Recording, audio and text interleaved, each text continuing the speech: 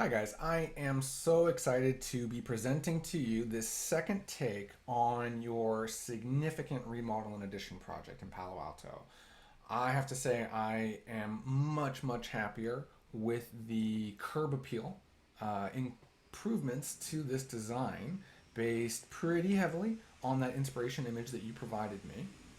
And let's go through the changes because it wasn't just aesthetic changes. Unfortunately, because of what you asked for, we had to make some floor plan changes as well. So I'll be reviewing the floor plan changes as well as the 3D in this video for you. So, basically it's pretty much the same layout as before, but it's been spruced up. We've created a two-story tall entry volume, and now we've got quite a couple of these two-story spaces. We've got one here at the entry, as well as here in the two-story dining space still. So now we've got these motifs of double height spaces. And obviously there's a lot of cleanup that I still need to do on the inside, but I'm really happy with this. So now, this was an 8 foot tall bathroom space before, but now I'm saying that this is going to pop up 2 feet taller than the existing roof planes on either side. And that'll give it a 9 plus 10. I mean, it's a really tall space now on the inside here. I think this winds up being as tall as 19 feet.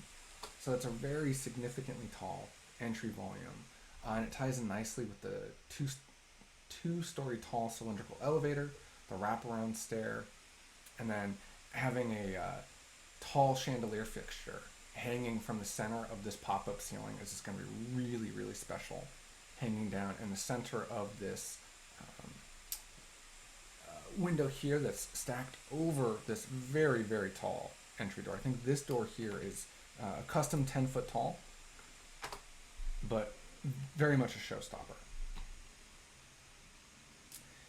And let's see, so some other changes here at the front. I did think that it might be worth to do a small little step out Juliet style balcony here at the front. Although instead of going with a metal guardrail, I've opted to keep going with more glass for your project because you've got so many glass guardrails now.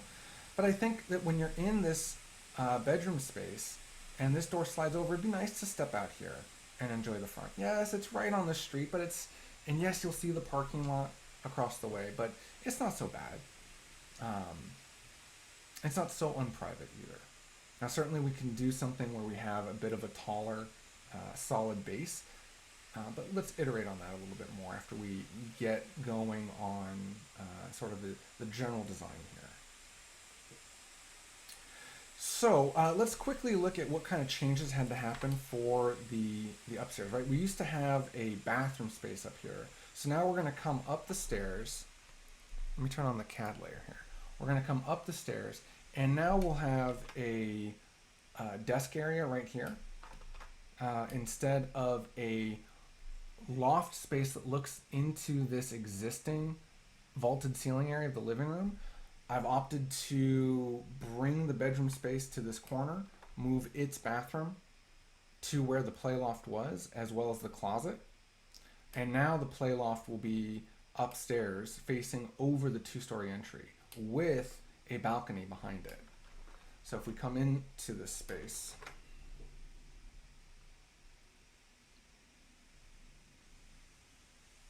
we can go up the stairs,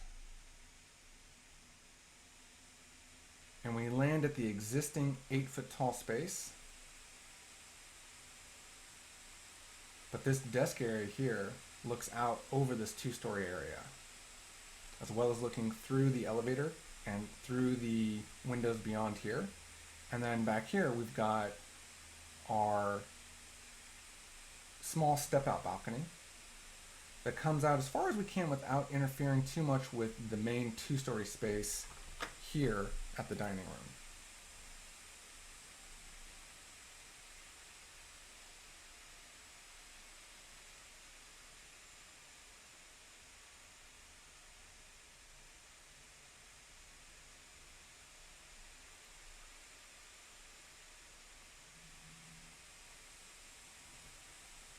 I've also cleaned up this roof area here over the garage. Oh, well, sorry. So let's, before we start talking about the roof here, because we've brought out this entry space to this front line to be stacked underneath this wall and give us this large two-story volume, the square footage of the living space has increased.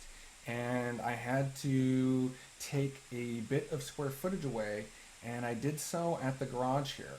So I narrowed the garage down a little bit to almost the minimum width clear for the cars, although we still have the storage alcove along on the left, and we have plenty of storage space along the back here.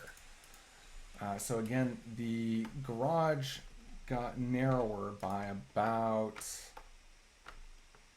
I'd say 20 inches to make up for the change here. But in terms of curb appeal and just being able to come into this two-story tall space,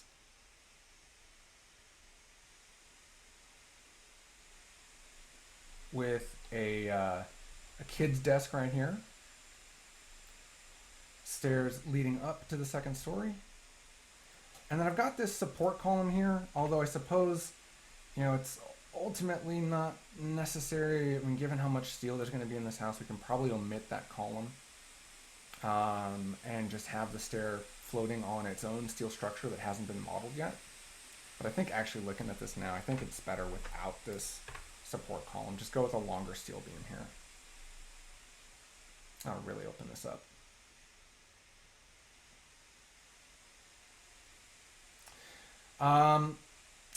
You know, this is now just a solid wall at this living room, and I wonder now if it doesn't make as much sense to put in these extensive skylights here.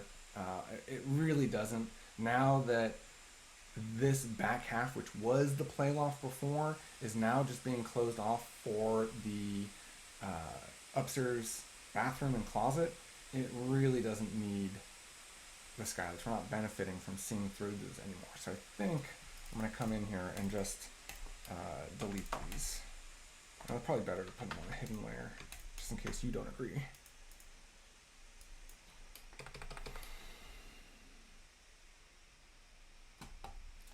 So certainly this space is a lot simpler now, but we still get to take advantage of the views out in the distance. And we'll definitely be able to take advantage of the views too from certain areas of the balcony. Now, in addition to this kids' desk area that I have here at this loft, I've also opted to put in a bit of a storage or display area pushed into this upstairs suite, as well as a little outdoor storage area, maybe for chairs or some cushions or some small bits of furniture for out in this space. But now we can store things in a very shallow closet off of this balcony. And then coming back this way, I don't think there's really any major changes to these bedroom spaces. I did do a triple window here to match the triple window kind of motif we have going on elsewhere. Oh, and so now that I'm sorry, I'm going a little bit scatterbrained here, but with the change in the garage footprint and going with a shallower 3-12 roof slope, I am able to do a simpler roof that doesn't rely on any sort of roof cricketing back here. And there's no real compromise to the windows back here other than just raising them up a little bit higher than the other adjacent windows, but that's okay. It's a bathroom window and the window over the toilet in that toilet tub area. So I'm okay with these being a little bit higher than the adjacent windows. They're not in the same rooms.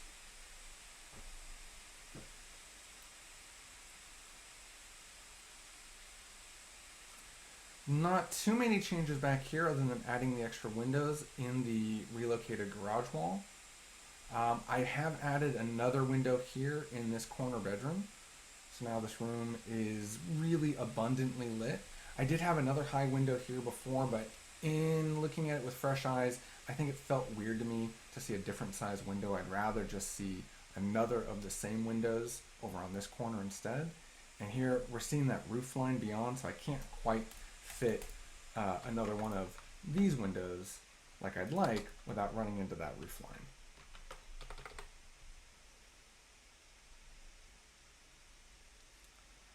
No major changes here, although I was showing the heat pumps here at our last meeting, but now I think it's probably worth it just to do a little bit of trenching here to put these heat pump units against your existing shed structure. Let the heat pumps live here, away from the house, have it be a little bit quieter. I really don't want to hear those units while you're watching TV in your family room. So I'm opting now to move those away from the house by just a little bit. Trench the refrigerant line underneath. No real changes back here to this corner. We eliminated the corner structure here. Cleaned up the roof plan a little bit back here, just trying to make this piece work. Told me to make some changes elsewhere as well. So now the roof is it's a lot more consistent and uniform throughout. We've got deeper overhangs throughout everywhere. But the window design is pretty much the same as before, although now we're seeing the finessed balcony space here along the loft, as well as a sliding glass door and two flanking side lights that are the same width as that bifolding window or bifolding door below.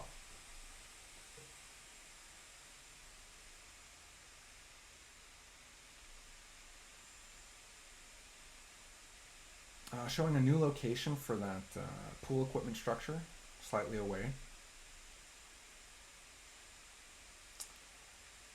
And then here at the front again, we're seeing some slight modifications on the left. This is no longer a bathroom space. This is a window for the upstairs guest suite. It's an operable window that flanks the sliding glass door. And it stacks over the window in that downstairs toilet area, bathroom area, adjacent to your office.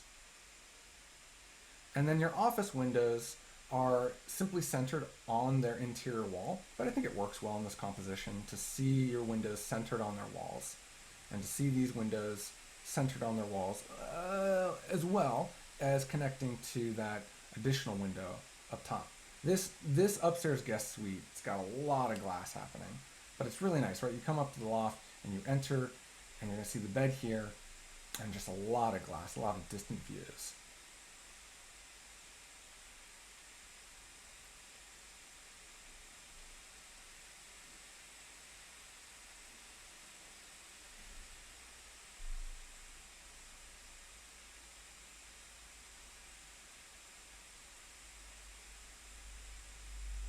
Well, guys, I am eager to hear your thoughts on this revised and improved design.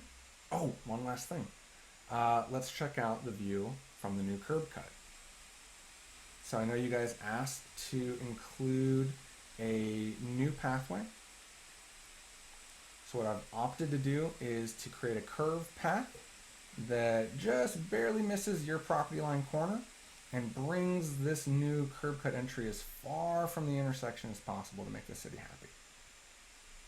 And we've got a nice, really nice view. Now, I don't expect that you would ever really come this way though, right? I expect you're gonna pull in through this other curb cut first and then drive forward or backwards in this view, away from the house. But still, that's a pretty nice drive along that new curb cut.